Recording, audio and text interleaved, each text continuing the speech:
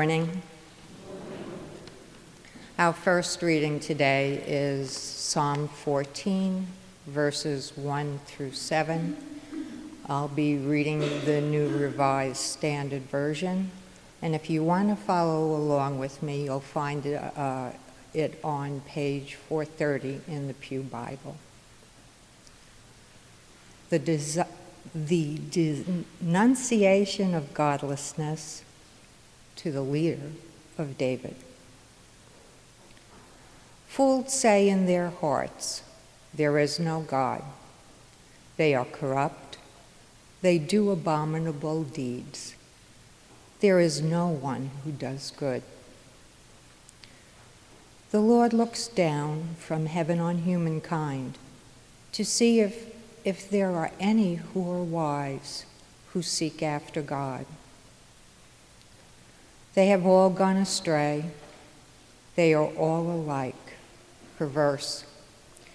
There is no one who does good, no, not one.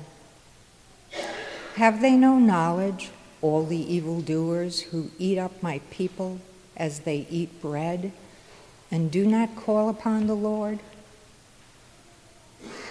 There they shall be in great terror, for God is with the company of the righteous. You would confound the plans of the poor, but the Lord is their refuge. Oh, that deliverance for Israel would come from Zion. When the Lord restores the fortunes of his people, Jacob will rejoice, and Israel will be glad. Here ends our first reading, the word of the Lord.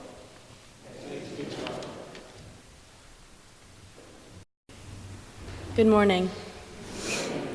The second reading is from Luke chapter 15, verses 1 through 10. It's on page 850. Now all the tax collectors and sinners were coming near to listen to him, and the Pharisees and the scribes were grumbling and saying, "This fellow welcomes sinners and eats with them." So he told this parable. Which one of you, having 100 sheep and losing one of them, does not leave the 99 in the wilderness and go after the one that is lost until he finds it? When he has found it, he lays it on his shoulders and rejoices. And when he comes home, he calls together his friends and neighbors, saying to them, "Rejoice with me, for I have found my sheep that was lost." Just so, I tell you, there will be more joy in heaven over one sinner who repents than over 99 righteous persons who need no repentance. Or what woman, having 10 silver coins, if she loses one of them, does not light a lamp, sweep the house, and search carefully until she finds it? When she has found it, she calls together her friends and neighbors, saying, "Rejoice with me, for I have found the coin that I had lost." Just so, I tell you, there is joy in the presence of the angels of God over one sinner who repents. The word of the Lord.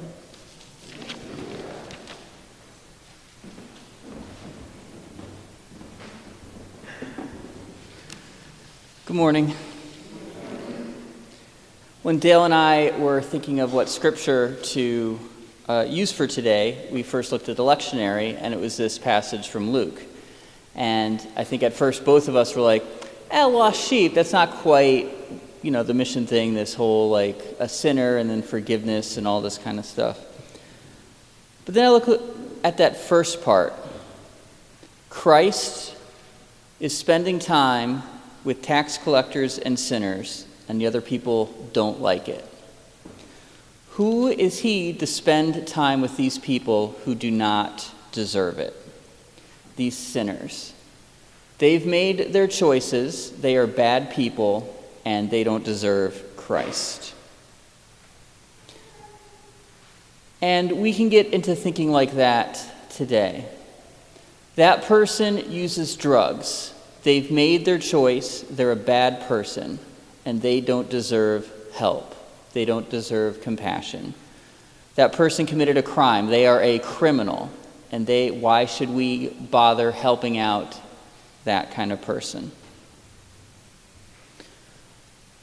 One of the kind of, I like to call it a myth, we've talked about it a couple times in youth group, is this idea of America being the land of opportunity, that everybody has equal opportunity, and if you work hard and make good decisions, you will be successful. And that success is almost always defined in financial terms. Now, the kind of unspoken corollary is that if you are not financially successful, then you either made bad decisions or you did not work hard. Translation, you were either lazy or foolish, and you deserve your station in life. It turns economic success, your economic station, into not just a statement of your financial station, but also your moral station. Poor people are lazy and foolish. Smart people are smart and hardworking. Everybody deserves what they get. But as I think we all know, and we learn, it was demonstrated in a very stark way in Baltimore, is that not everybody starts off equal. Not everybody starts off on the same foot. And your financial and social station is not always, and is almost never, an example of your moral aptitude. You get to this place where you say, well, the poor people don't deserve help, the rich people don't need help, therefore we don't have to do anything. And we end up doing nothing. I hear people say, oh, you can't give welfare to people because if they don't have to work, then they'll just never work. They'll just live off welfare forever. I've never heard anybody say, we can't give that commodities trader a multi-million-dollar bonus because once they don't need to work, they won't work anymore. It's assumed that the wealthy person is hardworking and will work and doesn't even care about the money, and the poor person is just looking to get away with as much as possible. But with Christ's example, and what we know as Christians, that is not true. The sinners, all the sinners deserve our love and compassion. That just because someone of a lower economic station deserves our help, and someone of a higher economic station still needs our help. Our kind of theme for the mission trip was boundaries and crossing boundaries. And I know the youth behind me are going to go into a little more detail with that, so I'll leave that to them. But Baltimore was in many ways a divided city. And it wasn't divided because of things, the choices people made today, but a lot of it was due to choices that were made generations ago, policies that were put in place before the people living there were even born, but they are still living with the repercussions today. We did a lot of work that week. It was a wonderful week, and I'll leave it to my colleagues behind me to talk in more detail about that. So, without further ado, first up is RJ.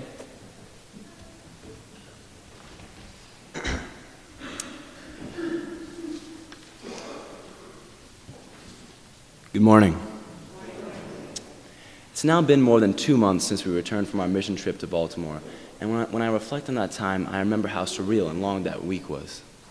My experience in Baltimore showed me things I have never seen before, and in result has changed my worldview. Although it was a service trip, which intends that we went there to serve the community, it was also a major learning experience for all of us, which I feel should be a part of every mission. Compared to the West Virginia mission trip in 2018, when we were just one group working on one house in one little town, this year we were working beside another group from North Carolina in a much larger and wildly different community. On the first day, we were given a justice tour through Baltimore. It was about an hour long, and we pretty much looped around the city, starting from the center, which was the church we were staying at. The scenery and infrastructure drastically changed throughout the tour, from neighborhoods with large, inviting, tree-lined row houses to neighborhoods with boarded-up windows, crumbling facades, sidewalks sprinkled with litter, and not a single flower in sight. You could almost compare some of these neighborhoods to a third-world country. At the end of the tour, I saw two things that shocked me and disturbed me. The first thing we all saw was a "Do Not Enter" sign right outside of a beautiful suburban neighborhood with large houses similar to Westchester. There was a brick wall, and on one side was the beautiful green neighborhood with a freshly paved road, and on the other side was a vast urban area with no trees in sight and an old, unpaved road. You were allowed to leave the nice neighborhood, but you could not enter, and clearly it was a two-way road. In other words, the people of the nice neighborhood were saying, "Keep out." From what I witnessed that day and the rest of the week was that Baltimore is very black and white. Not only am I talking about the race divide, but also the environments of the neighborhoods are so polar. Another thing I saw on that tour that hit me hard was this girl strolling around in a wheelchair, desperate for money. Now, I saw plenty of homeless people that week, but the reason this girl stood out the most was because she was strolling around in the middle of a busy road. As we were making a left turn, I looked out the window of the van, and we made eye contact. She was thin, young, had blonde hair, crooked teeth, and was holding a sign. She literally could have been hit by a car any second, and I had no idea if she even knew where she was going. I was so deeply concerned, and I did not want to look out the window any longer until we returned to a better area.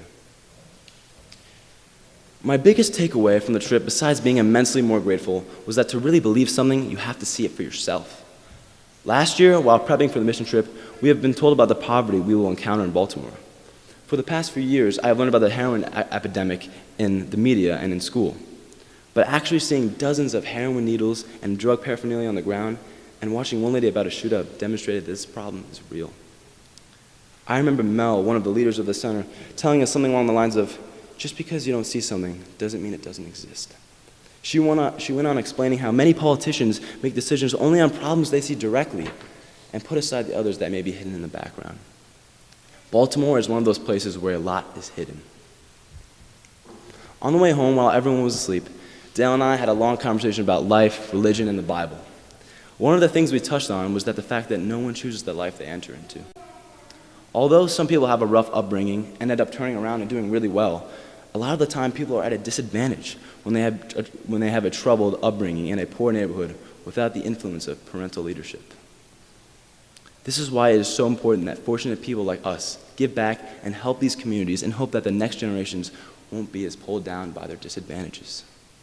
Thank you.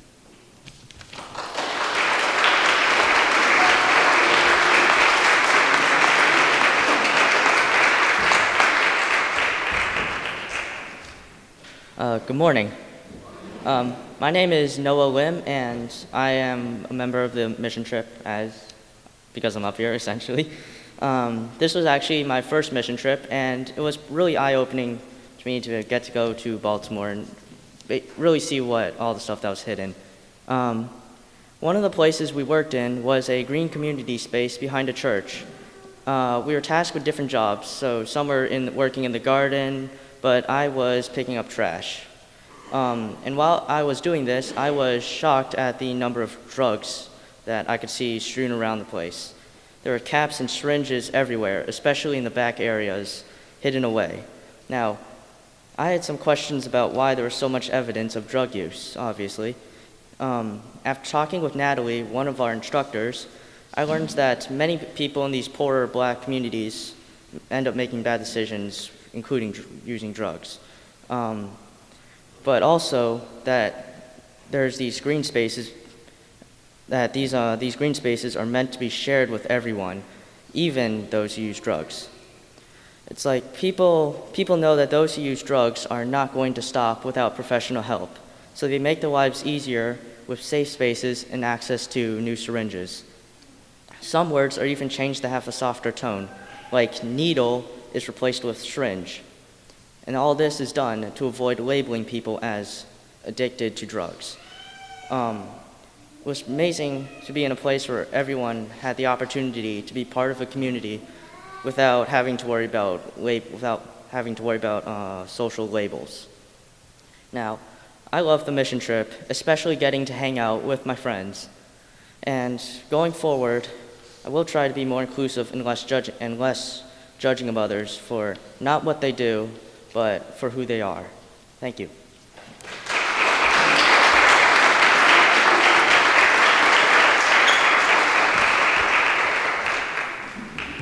Hello, my name is Sean. This year was my first mission trip, and I liked it very much. There were very many highlights, especially Joseph singing. On the mission trip, I learned a lot about the history of Baltimore and how all that affects the city today. There's this thing called the redlining where city officials went around and judged neighborhoods based on their people and what it looked like. That still affects it today, and communities are very diverse. The place where we did most of our work was called Amazing Grace Lutheran Church. That was in a former red zone, and it was very nice. There was this green space in the back where they took down multiple buildings, and there was a garden, a field, and a labyrinth. People there were free to do whatever they want, and that's what they did. Some people did drugs, other people played football. I did many things for the first time on this mission trip. I rode a public bus for the first time and ate ramen with onions. When we were at the church one day, we were picking up trash and found syringes with drugs in them. That changed my whole perspective of everything. Another place we worked at was in a blue neighborhood.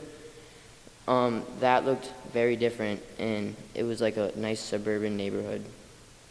I really enjoyed the mission trip and can see why the things in Baltimore are like that, and I want to change that.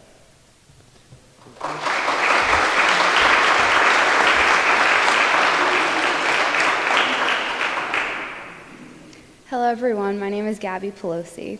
I would like to start off by expressing to all of you how amazing this trip was to Baltimore. From the wonderful people we had the pleasure of meeting and the kindness and hospitality we received, to all of the things we were able to experience and see and learn that we will now carry with us for the rest of our lives. Without all of your support and kindness, this trip would not have been possible, so thank you so much from all of us. I truly enjoyed this trip and the different but equally fulfilling moments and experiences I had compared to our time in West Virginia last summer. During our trip to Baltimore, our mission trip was mainly focused around the church, Amazing Grace. We were able to help out in their amazing Port Street sacred space that they created in order to offer a place of peace for people within the community. The sacred space includes a prayer labyrinth, vegetable and flower gardens, and a peace pole, which altogether were meant to bring God's healing and grace to the community. Through our work, we were able to learn about the city of Baltimore, the impact of boundaries, and how even a few days of service impacted that community. A great experience we all had was our justice tour around the city. The tour aimed to show us the city, the different areas and boundaries that have shaped Baltimore. These boundaries mainly included economic and racial boundaries. During the 1930s and 40s, a series of racist policies were put in place that set up redlining that still impacts the city today. These redlining policies identified what the city deemed as the least desirable neighborhoods. Therefore, the banks would not invest money in these communities because they were considered high risk. This process of redlining certain areas of the city was purely racist because the red neighborhoods were predominantly black. The neighborhoods deemed safe for investment were white. These actions created the boundaries within the city economically, socially, and racially. And as a result of this, systemic racism plagues the city because this urban inequality created by the government policies has undermined the same people and taken away their ability to rebuild, making communities socially, economically, and politically weaker. Redlining created the deeply and racially unequal Baltimore we saw during our time there. Before going to Baltimore, I didn't know any of this. I'd been unaware of the systemic racism that dates back to the beginning of the 20th century in Baltimore.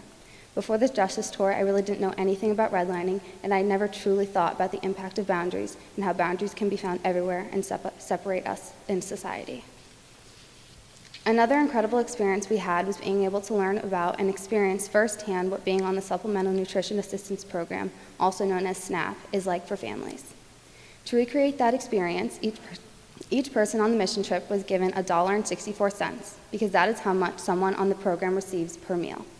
We had to go to any store and find something to eat for dinner. I went with a total of 5 people, and we combined our money to simulate a 5-person family getting food for dinner, so we had a total of $8.20 to spend. We decided to find food in a Rite Aid, and we ultimately picked out mac and cheese, a quart of milk, and a little sleeve of crackers with only a couple cents to spare. We went to the register and was told by the cashier that our total was actually around $9. Everyone panicked. We were told we all checked the prices. We told her we all checked the prices, and we thought we had calculated it correctly and thought the mac and cheese had actually been on sale. Luckily, she was understanding and gave us a discount on the mac and cheese so we could pay for everything.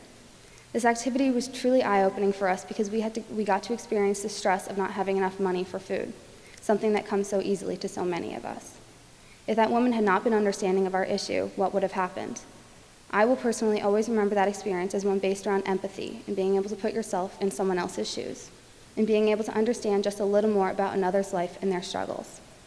The trip to Baltimore opened up my eyes and got me thinking about things I had never considered. I was able to learn and broaden my understanding of others' lives in a different community. It is an experience I will never forget. So thank you so much again for supporting us all.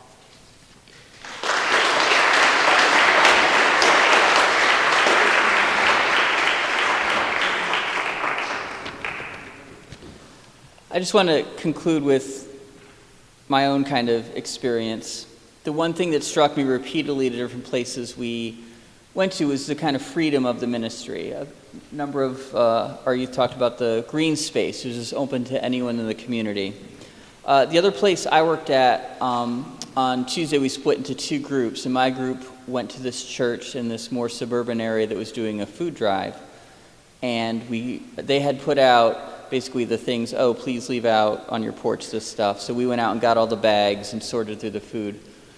One of their main ministries was they had these things in front of the church, those kind of like little community library type boxes, if you know what I'm talking about. Just a little box, looks like a little house with shelves.